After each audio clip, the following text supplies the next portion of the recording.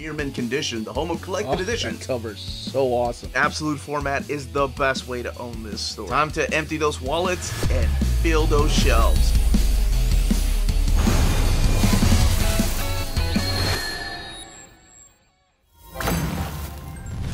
Happy Tuesday, all you minties. You know that means that it's time to take an advanced look at all of these collected editions coming out from Marvel Comics this week. So, let's go ahead and get started.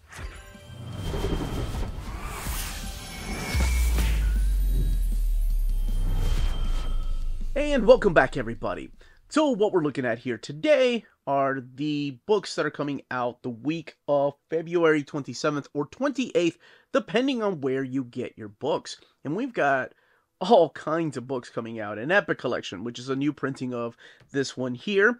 A Marvel Masterworks, a digest-sized Marvel-verse book. And then some trades of ongoing series and a mini-series. As always, I leave timestamps in the description of the video so you can jump around in case you're interested in a particular series. But before you do, smash that like button. It goes a long way for us here on the channel. And a big thank you to David Gabriel and all the folks at Marvel for sending us advanced copies of all of these books that are coming out this week. Alright, let's go ahead and start with Marvelverse Mary Jane. And here we have Marvelverse Mary Jane. It's the latest of the Marvelverse books, and I always point out I really like the designs of these, where they take actual negatives of pictures from inside of the comics and put them on the cover. I do the same thing with my thumbnails on them, where to start reading. But, you know, a lot of companies do this. Now, here it is compared to the size of a trade paperback, just to kind of give you an idea of how big this book is, or how digest it is, rather. So, something like this.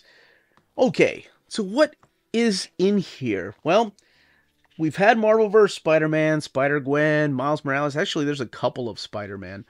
Now we're getting Mary Jane getting her own spotlight. And usually these have something to do with the movies, or maybe the video game this time around. Regardless, here it is. Here are stories that are non-canon, or sometimes in canon, and continuity that showcases who Mary Jane is. Sometimes they collect their first appearances, sometimes they don't. So collecting in this particular book is Mary Jane #1, Spider-Man Loves Mary Jane #1, Untold Tales of Spider-Man #16, and Amazing Mary Jane #5. And then they do have material from the Many Loves of Spider-Man. The book is $9.99, and it has 104 pages.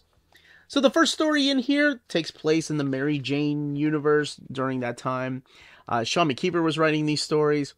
Takeshi Miyazawa was the artist, who of course went on to do Ultimate Spider-Man and Runaways. But this is kind of like it always reminded me of like Archie comics or manga. It's just drama and love stories. You've got Mary Jane set in an alternate non-canon universe where Mary Jane is in high school with all her friends. Harry's taking her out on a date, but who she really wants to take to homecoming, who she really wants to ask to take her to homecoming is none other than your friendly neighborhood Spider-Man. So she is really crushing on him. She's telling her friend Liz about it. She's like, I want to ask him to take me to homecoming, which is adorable. And like I said, very reminiscent of what manga is. Even the art style and the fact that it comes in this digest-sized book. And then we jump a little bit forward to, I think the series was in 2005 with Spider-Man Loves Mary Jane, which is the follow-up series that showcases more of a relationship between Peter Parker and Mary Jane. Now we have a book here that is really interesting because this is a retcon, but it's also part of continuity now.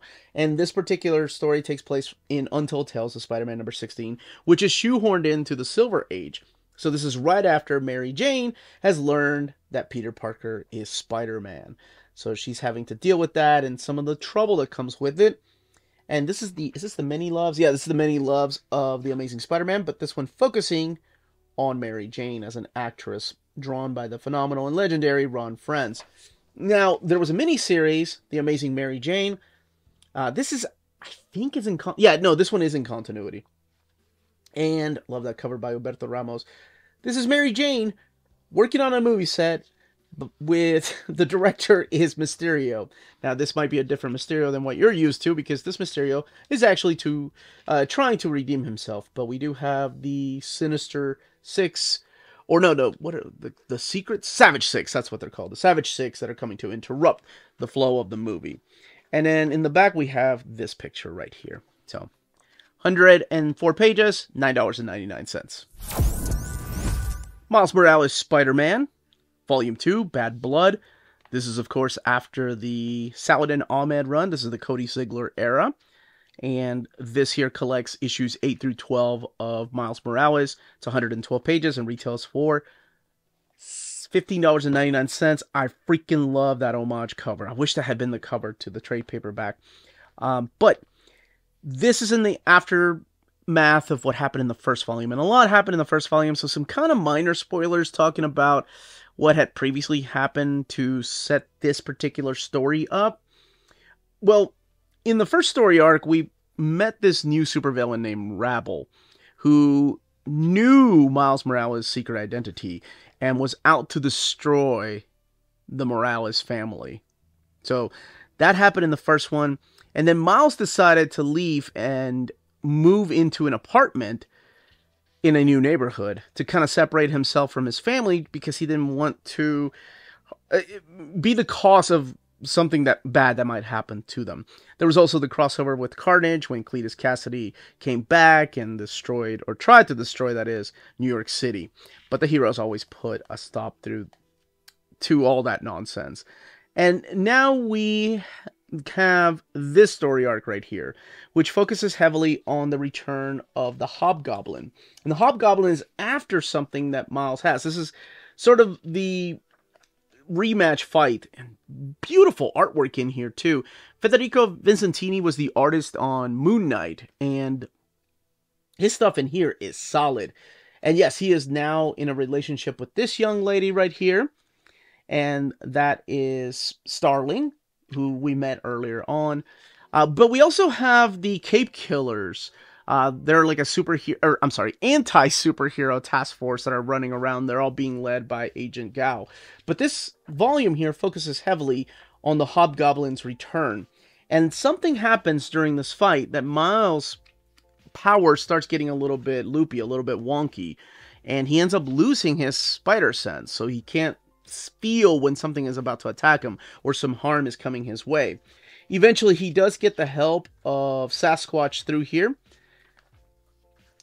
because Misty Knight had reached out to Sasquatch and asking for his help to help Miles get that power back. So it's a really interesting character study right here in these couple of pages. CODY ZIGLAR writes Miles a little different than most of the other writers. Definitely more than Brian Michael Bendis and Saladin Ahmed. He actually writes him like a kid that is struggling realistically with being a superhero and also being a teenager and having, or trying to have a love life and trying to have a normal life and all the stress that it comes with. We do have some new villains that show up through here. And eventually he does get to team up with Blade and Blade's daughter to take on some vampires, because a big event that is coming out here. He gets a new cool costume and they go after some vampires on the hunt. At first he's a little hesitant to team up with them because of his previous run-ins with the character. But a couple of twists and turns as to who becomes a vampire here. But pretty fun. But yeah, I like the way that ZIGLAR writes the character of Miles. He writes him like a true teenager. There's a couple of covers or variant covers in the back, but in between issues you do have some variant covers as well. 112 pages, $15.99. Invincible Iron Man, the wedding of Tony Stark and Emma Frost, ? What? So this is the latest book in the ongoing series of Iron Man. And this one here collects issues 7 through 12 of Iron Man. I love that beautiful, beautiful cover. It's actually a connecting cover. But I'm glad that they captured the whole moment there. So again, issues 7 through 12 of this ongoing series. And in this particular series, what Gerry Duggan has done is brought Tony Stark back to the idea that he's a super smart guy that can build super cool things and can fight villains with these super cool things. He has stripped Tony Stark of his money, and now we have characters that are taking advantage of that, mainly a character named Fei Long, which happened in the first volume. So what Tony Stark has done is pretty much he kind of set his own path. He made this happen because he's losing Stark Industries money by destroying things that they're building out there that are weaponizing villains. So a lot of that led to pretty much the downfall of Stark Industries. And Fei Long comes along with his money and using Stark technology to build his own line of Sentinels and robots. But here he is teaming up with Rhodey, and both of them are trying to put a stop to the latest robot. However, things go south really quick when Sinister gets involved. That's right, Mr. Sinister. A lot of this has heavy ties to the X-Men universe. Sinister, Fei Long, and Nimrod get involved. And what they do is they pretty much frame one of these characters, Tony or Rhodey, for murder. So they kill this construction worker and they blame the attack by Iron Man and War Machine that led to that construction worker's death. It's pretty gruesome there. What is this rated? Wow, it's freaking steel pillar that are going through his chest. Teen Plus. Okay, that's why. It's not just a marriage. So Tony's, of course, like, confused. He's like, we didn't kill anybody. What's going on? And Jen, being his lawyer and friend, says, well, we've got some problems. So now it is up to Tony Stark, Iron Man, without money to clear his friend's name. So what does this have to do with the title of the book? And I'm sorry about that title. It could be a spoiler. But is it really a spoiler? Is it really a marriage out of love? Or is it a marriage out of convenience? Or is the marriage even real? What's going on? Well, you can find that part out by reading the book. I don't want to spoil that. All I will say is there's some pretty hot costumes that are designed for this wedding that's to take place, and a couple of twists and turns that I didn't see coming. And let's look in the back here for the extras. So we have some variant covers back here. Again, the book has 152 pages, retailing for $19.99. And the designs. So it is a connecting cover here. So this is Invincible Iron Man number 10 and X-Men 26, the Gerry Duggan era. By the way, the artwork in this book, oh, it's adorable, throughout the book is done by Juan Frigeri and Iguara. Almost said Iguana. I think I did that before and I'm so sorry.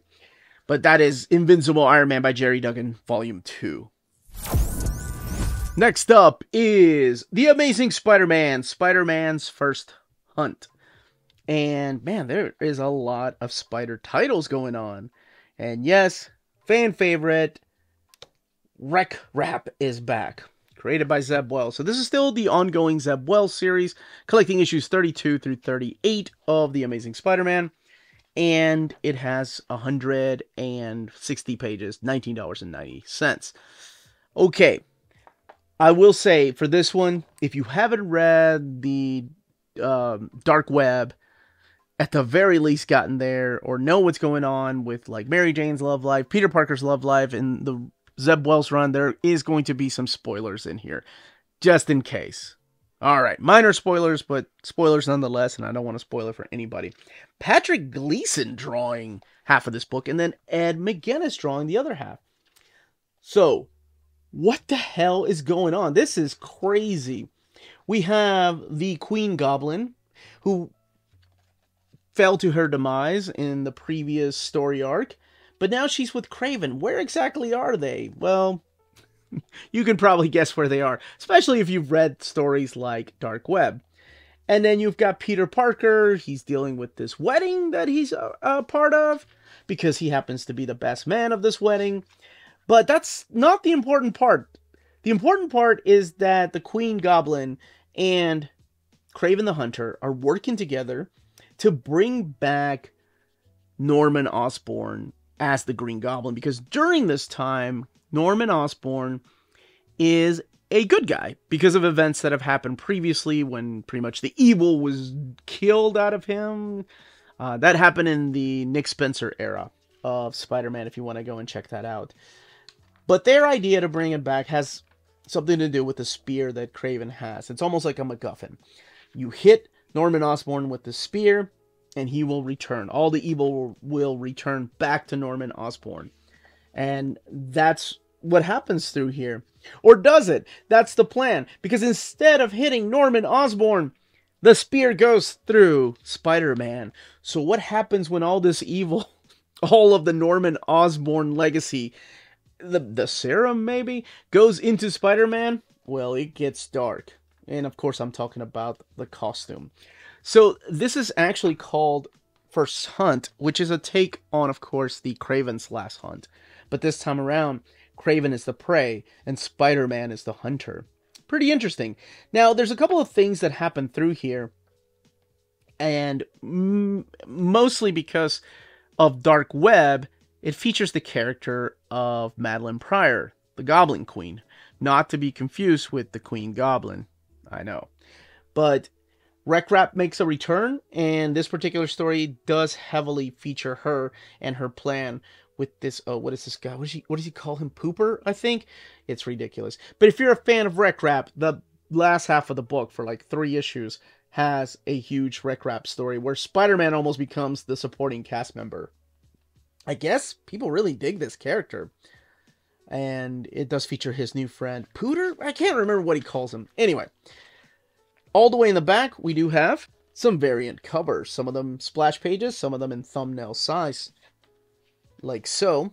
Some of them have absolutely nothing to do with what's going on inside of the comic, and others do. Some of them are homage covers, and some of them are just newly drawn covers by different artists. Man, Carrie Andrews. Oh yeah, he's working on Reign too. But that is The Amazing Spider-Man, Volume 8, Spider-Man's First Hunt. And it is that time of the episode where we check out all of the spines of the books coming out this week. And also a nice reminder to everyone to please smash that like button. Very small thing you can do, but it goes a long way for us here on the channel. Okay, let's go ahead and continue the overview. Moon Knight, City of the Dead. This is the 5-issue miniseries in 2023 that was written by David Pepose, and it is drawn by Marcelo Ferreira and Sean Damian Hill. Jay Leistine doing the inks, and Rochelle Rosenberg doing the colors, with Corey Petit doing the lettering. And sometimes they're putting the variant covers on the opposite side of the standard edition cover. So what exactly is this? What is this miniseries about? I will say it does take place, I think, before the final arc in the ongoing Moon Knight run by Jed MacKay. But this is also not going to be collected in the omnibus because it wasn't written by Jed MacKay, so keep that in mind. Okay, at the very beginning, we have the Sons of the Jackal, which are these death cult, that are attacking this young boy. And this young boy is horribly hurt. He is barely left alive. And what ends up happening here, Iron Fist, I'm sorry. Now, what ends up happening is that Moon Knight gets involved. He stops the Sons of the Jackal from killing this child, and he takes it upon himself, this is Khalil by the way, to help him any way possible.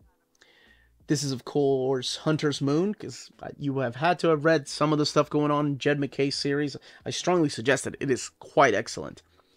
To try to revive this child. However, it's a little more complicated than just something medically, because the child's soul is trapped somewhere outside of our realm of reality. It is actually trapped in, you guessed it, the City of the Dead.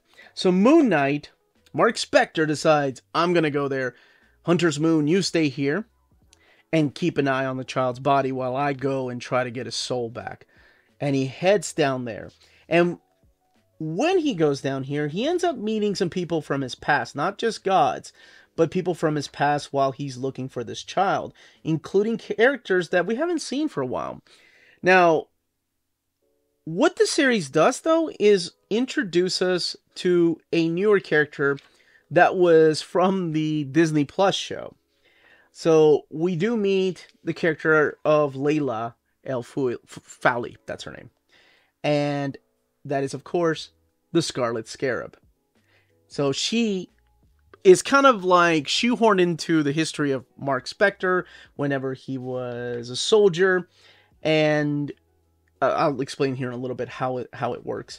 But of course, whenever they're down there, the Sons of the Jackal's leader, the guy known as the Jackal Knight, is in charge of leading all of these dead people that Moon Knight has killed, including Chainsaw and the Black Spectre, from all the years that he's been fighting as a superhero. Now, there is a secret to this character that is revealed at the end of issue 2, but so this is the last I'll talk about the book. But how Layla is worked into this is that apparently her and Mark had met when he was still a soldier, when he was back in his mercenary days, and they had a love affair, and he kind of left her. He lost her during this big event that happened, and now they're reunited. Apparently they were in love, so I don't know how Marlene's going to feel about this. And how is somebody that's soul is trapped in the City of the Dead going to return to the 616 universe? Well, you can find that out for yourself. So collected in here, all 5 issues of the miniseries. The book has 128 pages. Let's see if there's... Yeah, there is. Extras in the back. We do have variants. And $17.99. But a fun miniseries. I wish I had collected it in the Jed MacKay omnibus right before the final story. Actually, as a matter of fact, it is before the 5th volume, so maybe after The Road to Ruin. That's when I would read this. Next up is Star Wars Legends Epic Collection, Volume 1, Rise of the Sith. I believe you all voted for this one to get reprinted, and sure enough, it is being reprinted. $44.99. So what is collected in here? Collected in here is Star Wars. Wait, did I say it like that? Sorry about that. Uncanny Omar talked pretty one day. Star Wars Dark Side 1 through 5. Star Wars Qui-Gon Jinn and Obi-Wan. The Orient Express, which is of course the take on the Orient Express. Star Wars Qui-Gon Jinn and Obi-Wan, The Last Stand on Ord Mantell. And Star Wars The Jedi Council 4-issue miniseries, Acts of War, material from Star Wars 4 through 6, the 1988 series, just the Dark Horse era, and then material from Star Wars Tales 1, 3, 4, 5, 7, 9 through 10, 13 through 14, 24. The book has 488 pages and retails for $44.99. This all takes place, I think they actually tell you when it takes place. These stories take place before and during episode 4. No, they don't. No, okay. Yeah, that's wrong. Well, I guess technically before episode 4. That part is true. These stories take place before episode 1 and not really during episode 1. Maybe 1 or 2 in here. Man, this is mapped beautifully. I love the mapping of this epic. I never had this one because I had stopped getting the Star Wars epics by then. Because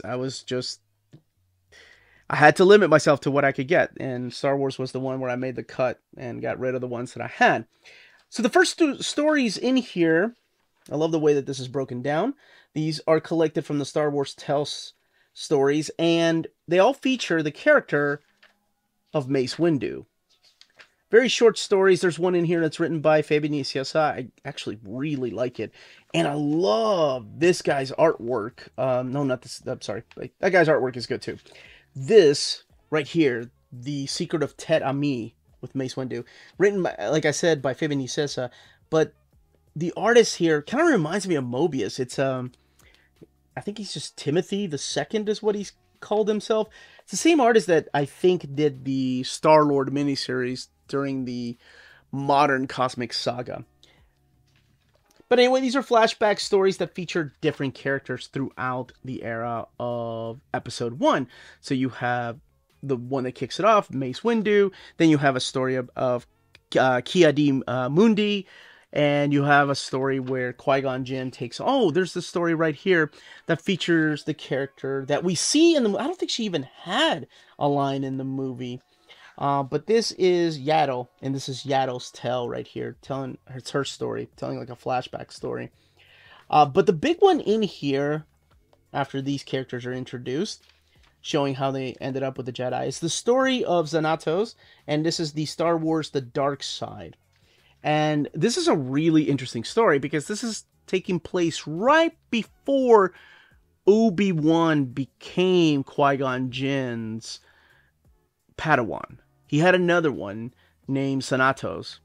And Xanatos is not his Padawan in Episode 1. So what happened to this kid? Well, this tells you the story, and Mahmoud Asrar doing phenomenal artwork in this miniseries. But this tells you the story of what happens to him. And how important it is to separate duty and emotions. Because emotions tend to get in the way of your duty as a Jedi. And there's family issues that come to play here. It's a freaking awesome series. This is all written by Scott Alley, who's no stranger to the world of Star Wars, and definitely one that should not be missed. You can find out exactly what ends up happening to Xanatos, and if he ever comes back or not. We have the 2-issue Orient Express story, where they try to rescue this sinking ship, just Obi-Wan and Qui-Gon Jinn. So by now, Obi-Wan is his Padawan. And the last stand on Ord Mantell is both of Obi-Wan and Qui-Gon Jinn trying to find a lost child. We do have a story back here of this guy right here, Darth Maul. So it's not just about the good guys. This one here talks about the creation of his double-bladed lightsaber. And then a little bit of Darth Sidious, how he works and manipulates the character of Darth Maul. So it's these type of stories you're going to be seeing here. Then we get the Jedi Council back here. And this is a 4-issue miniseries, which introduces us to a couple of other new Jedis, again taking place before Episode 1. But it does still follow Qui-Gon Jinn and Obi-Wan. And it's all about trying to find this secret military base. And this is Micah, one of the new characters, which is actually used later on throughout the series back here. Then there's a story about Billy. And then we do have a couple of like funny shorts back here. All the way in the back, which is what they add sometimes. And then of course your extras. It's a mixed bag, I will say that. But there's some important freaking stories in here. And it's always nice to see some Easter eggs. Some, like, characters that you've seen in the movies or the expanded universe that show up here in the comics throughout here. But that is The Rise of the Sith, Book 1. Last but not least is the Marvel Masterworks Marvel 2-in-1 Volume 7. This is the standard edition. There's also a direct market cover and they come out the same day. Now, this is a hardcover, but just in case you're not familiar, this is the first time watching the channel, and maybe I'm taking this advice from Jim Salcrup, who wrote the introduction here. I'll explain why here in a second. This is the size of it, the standard size hardcover, compared to that of an omnibus. So it's a little bit smaller than an omnibus, but it is in hardcover, and does have a dust jacket. Underneath the dust jacket is this beautiful faux leather look to it, which is what they've been using for years. Absolute years. The introduction here, or the title, sorry. Marvel Masterworks presents Marvel 2-in-1, Volume 7, What's Collected, and then, of course, the top billing there. And the book printed at the Donley printer. So you have issues 75 through 82, annuals 5 and 6, written by Tom DeFalco, majority of the book. Alan Cooperberg doing annual number 5, David Michelinie doing 76 and 78, and then Doug Mensch, annual 6. So 75 through 82 and annuals 5 and 6. The penciler, Alan Cooperberg, and Ron Wilson, who went on to do The Thing. Inkers are Pablo Marcos, Chick Stone, Gene Day, John Costanza doing the lettering, Gene Simek, Michael Higgins. Colorist, Nell Yomotov and George Russos. And then your editors at the time, Jim Salcrup and David Anthony Kraft. So here's your table of contents, and that familiar character right there. Your introduction by Jim Salcrup. This introduction led me to compare it to this, because it talked about how in this era, Stan was pushing for the idea that every comic is somebody's first comic. So that's the way these stories were written. We had like Mark Gruenwald's Pegasus story arc, and now they wanted to focus on one issue to tell a story, and that's it. and talked about the history. That's a long history of Marvel Comics, not just Marvel 2-in-1, but how the idea of 2-in-1 got started. The most notable thing in here, I've never seen this in an introduction, but it is really interesting, and I've met Jim Salicrup a couple times. Super smart, nice guy. Of course, I didn't have to work under him, but I don't know if that opinion might change. He talks about smoking, how Nick Fury and Ben Grimm in these pages, they're smoking, and how Tom DeFalco used to smoke. Now Nick Fury and Ben Grimm and Tom DeFalco don't smoke. And he talks about how his parents used to smoke, and maybe that's what made him never pick up a cigarette. Really interesting. There's a whole paragraph dedicated to just how characters used to smoke back then, and then the habit of smoking, or the bad habit of smoking.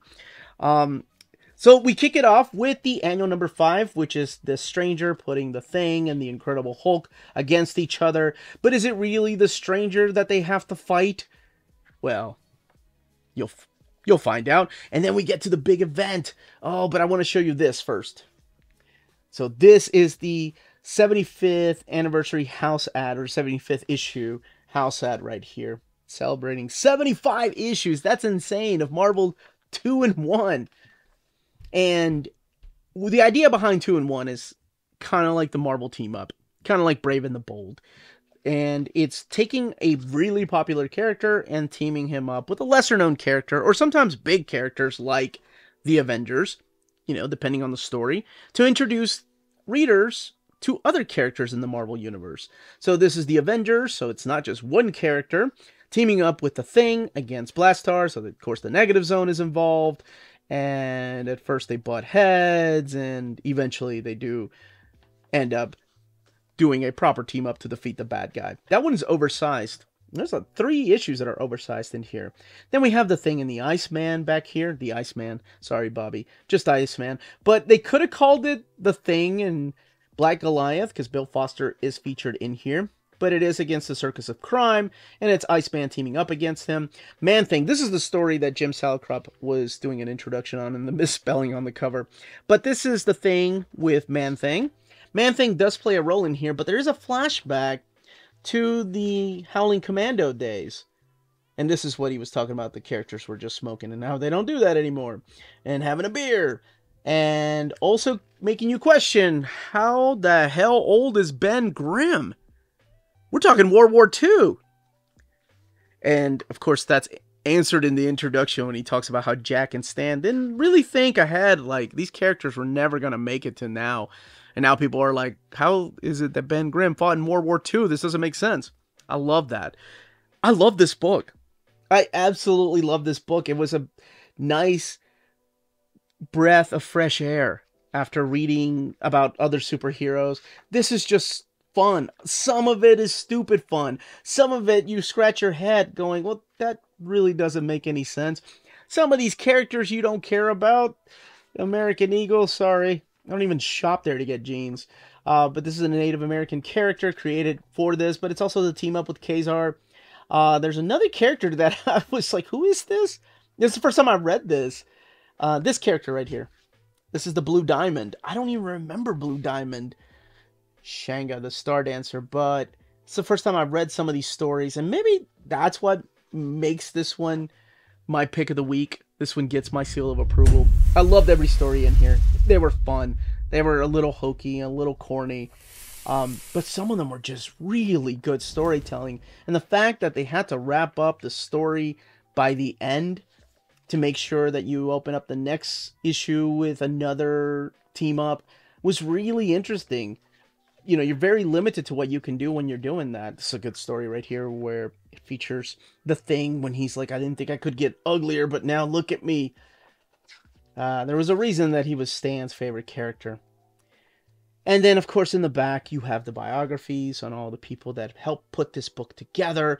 Tom DeFalco, Jerry Bingham, Alan Cooperberg, David Michelinie, Doug Minch, and Ron Wilson right here. And then some other Marvel Masterworks. 296 pages, $75. That, as they say, is that.